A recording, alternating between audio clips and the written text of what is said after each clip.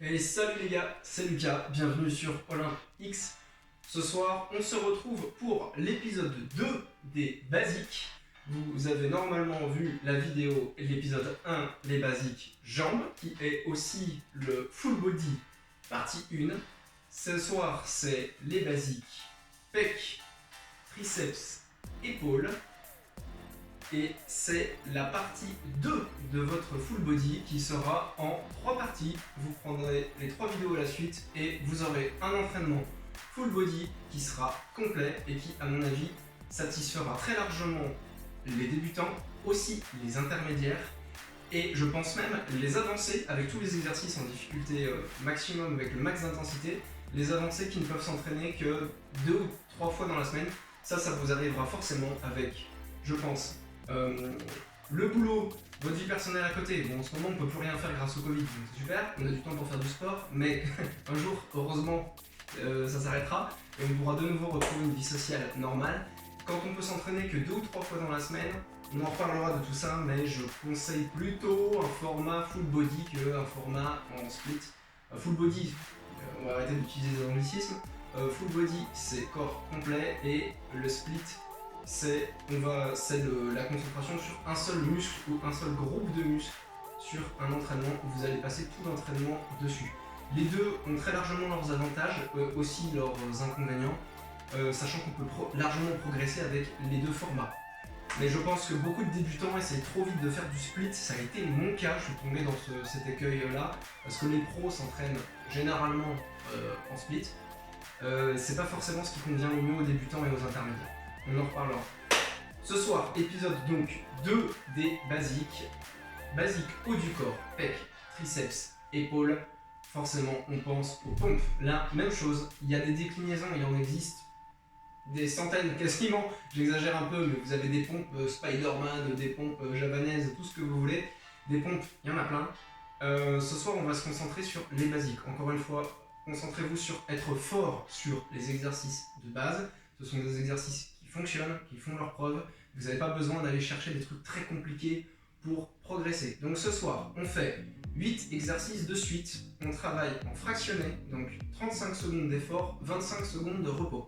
Pour les intermédiaires, je conseille de travailler sur un 30-30 et les débutants aussi avec les exercices, les versions les plus simples.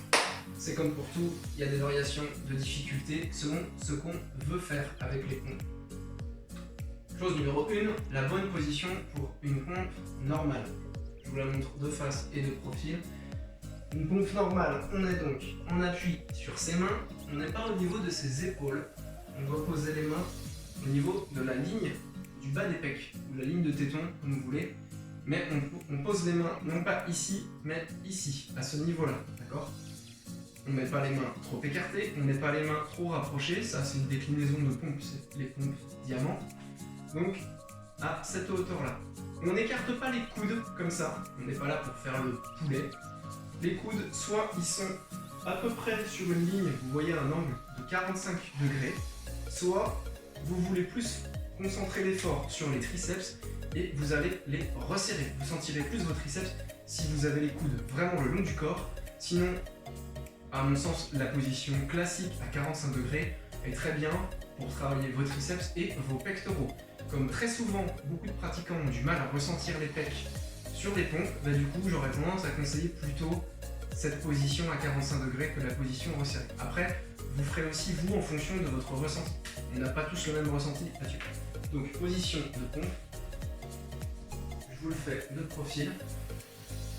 Petite astuce pour mieux sentir les pecs, au lieu de partir de but en blanc, on fait une petite protraction des épaules en arrière, d'accord?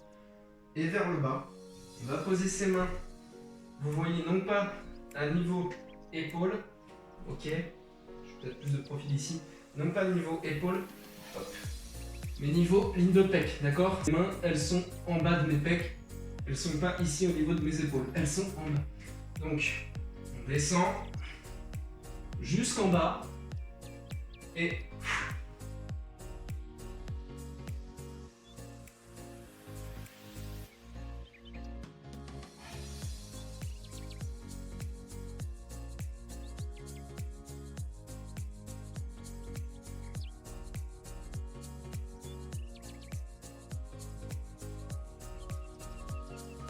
on repousse, on remonte.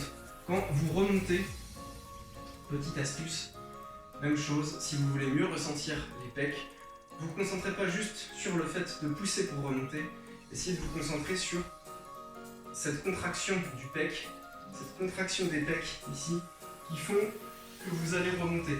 C'est votre pec floral qui doit emmener le mouvement. Okay.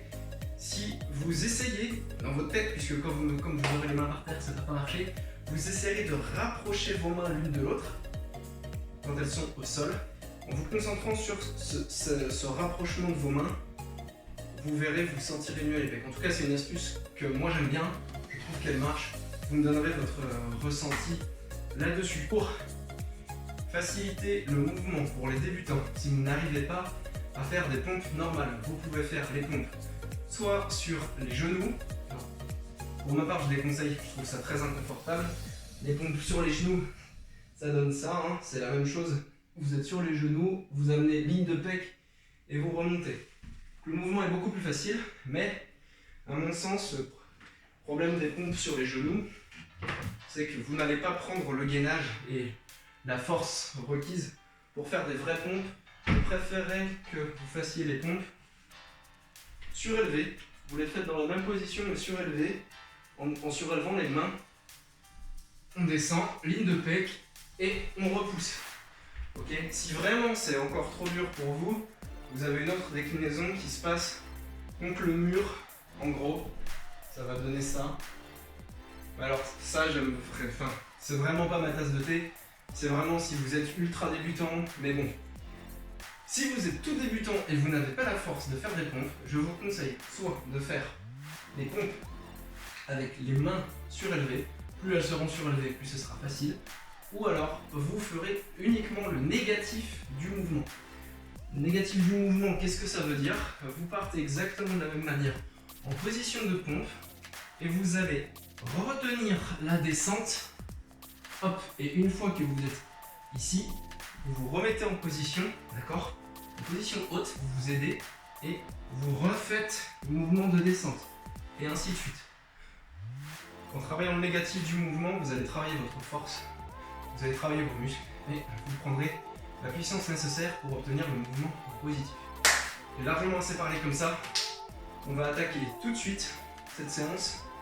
Donc là, pour rappel, on fonctionne en 35-25. Je vous préviens, c'est fatigant de fractionner. Donc le cœur va vite monter. En plus, moi je viens de tourner l'épisode 1 des basiques, les jambes.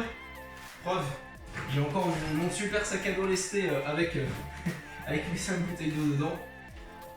Donc je suis déjà un petit peu fatigué, mais seulement des jambes, donc je n'ai aucune excuse. Si je rate, c'est parce que je suis mauvais, c'est pas parce que je suis fatigué. Allez, on commence par les pompes avec les pieds surélevés. Pour ceux qui peuvent, bien entendu. Voilà, ok, c'est parti. Alors, le but, c'est pas de faire 1500 répétitions dans les 35 secondes, c'est d'arriver aussi à trouver le nombre de répétitions qui vous met en difficulté, qui vous fait vous sentir l'exercice, d'accord? Mais le but là-dessus, c'est de ne pas lâcher la position, ok? Là, vous voyez, je creuse un peu le dos, c'est pas bien. Faut pas trop cambrer, même avec les pieds surélevés, c'est pas une bonne chose. Et 35. Ok. On prend les 25 secondes de repos auxquelles on a droit, avec plaisir. On se remet en position tout de suite. Ne trichez pas, quand le chronomètre arrive à 1 minute, c'est pas là où vous devez commencer à vous remettre en position, c'est là où vous devez recommencer votre exercice. Allez, on reprend dans 2, 1. Vous aurez les mains qui seront jointes, c'est la pompe diamant qui se passe ici. On descend et on remonte.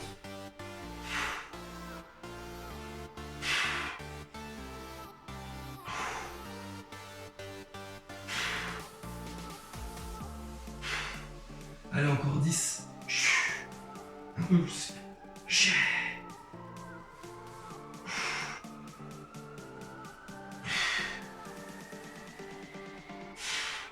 Allez, on est paradin. Voilà.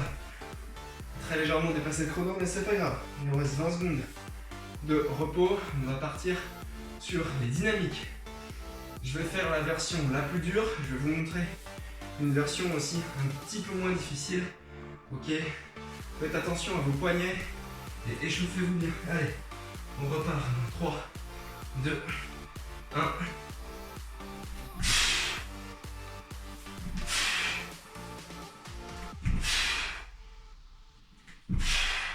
Ça, c'est la version la plus dure. Si vous voulez un peu moins dur, vous restez juste de face et vous montez main jointe. Si vous n'arrivez pas à les faire sauter ou que vous avez des problèmes de poignet, ne faites pas les pompes dynamiques, faites-les juste rapidement. Vous descendez en contrôle, et vous remontez en explosif ici. On descend et 35, voilà. Celle-là, vous pouvez aussi les faire juste dynamique, vous poussez rapidement, ou alors vous mettez une petite impulsion juste de face, sans changer de prise, ni rien, vous n'êtes pas obligé de les claquer, quoi que ce soit. Contentez-vous de ça, c'est déjà pas mal. On attaque les dips dans 3, 2, 1, 7. On part sur ses mains. Vous pouvez aussi utiliser des chaises si vous n'avez pas de barre de dips. On descend à 90 degrés, on peut descendre plus bas, mais on descend à 90 degrés et on remonte. On évite de casser la nuque en bas ici. D'accord? On essaye de garder la tête droite et de ne pas descendre trop bas, sinon vous aurez une mauvaise position. Okay? Donc, on part ici, hop, et on descend. Et on monte, pardon. Allez, encore une. Allez, on est paradin. Ok. On n'a plus besoin de barre de dips, logiquement. Il nous reste 10 secondes. On va partir sur les pompes archées. Vous pouvez les décliner en écartant un peu moins la main ou en laissant un petit peu de flex. Allez, c'est parti. Les pompes archées, ça c'est super bien. Travailler en asymétrique pour gagner de la force, c'est top. Les pompes archées, vous allez poser les mains à plat. Au lieu d'être les doigts vers l'avant, vous aurez les doigts sur le côté, ici, pour pouvoir descendre avec un bras tendu. Et la même chose, on n'est pas au niveau des épaules, hein. On avance, on est au niveau des pecs. Et on descend. Allez, encore. 1 et 0. Ok. Prochaine étape. Les pompes bloquées. On descend sur 2 secondes, on maintient en bas sur 3 et on remonte de manière explosive. Ok. Allez, pendant 5, 4, 3, 2, 1, 1, 2, 1, 2, 3, 1,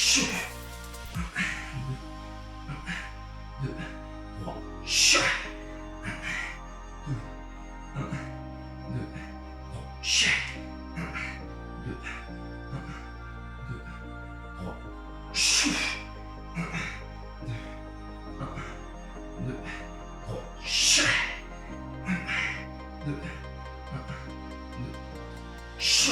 allez, une dernière. 1, 2, 3.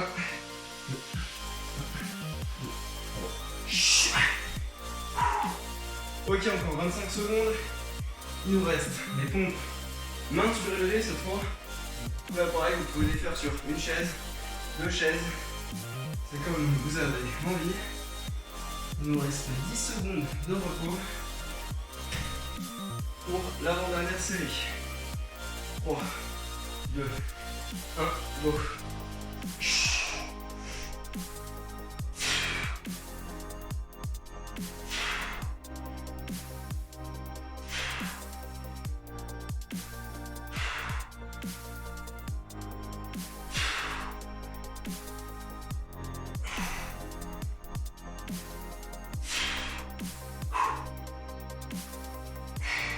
Encore 10 secondes.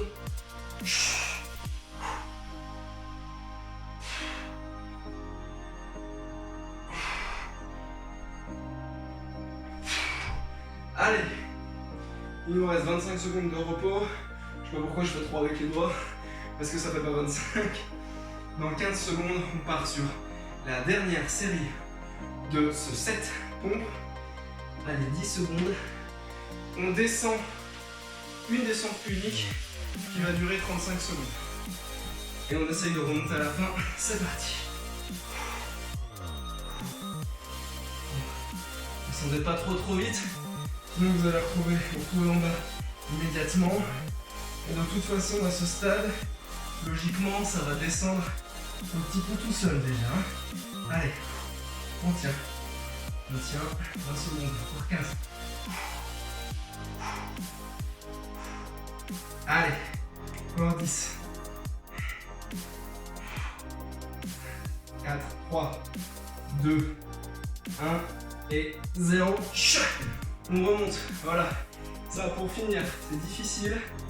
Vous pouvez arrêter le chronomètre. Si vous êtes en full body, épisode 2, vous avez déjà fait les jambes. Maintenant vous venez de faire la première partie haut du corps. Il vous restera à voir l'épisode 3 pour le dos, les biceps, forcément trapèze et épaules. On va taper des tractions. Si vous tapez des tractions, les épaules vont forcément prendre, donc elles prendront cher. Si vous faites un split, donc un entraînement dédié pec, épaules, triceps, vous refaites ce set entre 3 fois pour les débutants et 5 fois pour les avancés qui sont les plus chauds. Et vous allez voir, ça va tirer à fond. Déjà là, moi, j'ai fait juste une série, je sens déjà bien la congestion. Encore une fois, sur le modèle full body, je pense que ça devrait satisfaire largement les débutants et les intermédiaires. Désolé les gars, petite astuce manipulation montage. Je me rends compte que j'ai complètement oublié de vous montrer la déclinaison facile des dips pour les tout débutants. Soit comme je vous l'ai déjà dit, ou comme je vous le dirai, je ne sais pas encore à quel moment je vais mettre ça dans la vidéo, soit vous faites juste le mouvement, la phase négative du mouvement, donc à la descente, soit vous avez d'autres solutions. D'ailleurs, si vous n'avez pas de barre de dips, faites ça chez vous. Vous prenez 2 chaises, ok, et vous vous mettez sur des talons, vous descendez. Alors, vous avancez pas trop ici, ok, vous essayez de garder vos fesses presque entre les chaises, vous descendez droit, et on remonte ici, d'accord? Comme vous aurez les pieds devant en appui, l'exercice sera beaucoup plus facile que de faire des dips normaux où vous devrez, par exemple, comme ça, vous devrez gérer tout votre poids de corps. Je vous félicite si vous êtes allé au bout de cette séance. Si ce n'est pas le cas, c'est pas grave, vous êtes en train de progresser, vous allez bientôt y arriver. Si vous avez aimé cette vidéo, si elle vous a challengé, que vous sentez bien vos pecs, vos épaules, vos triceps, c'est que vous êtes fatigué, ça veut dire que j'ai bien fait mon boulot. Je vous dis donc de liker, de partager et de vous abonner. Ça fait toujours méga plaisir. Plus vous serez nombreux, mieux ce sera. Et je vous félicite. Surpassez-vous bien. À la prochaine. Ciao.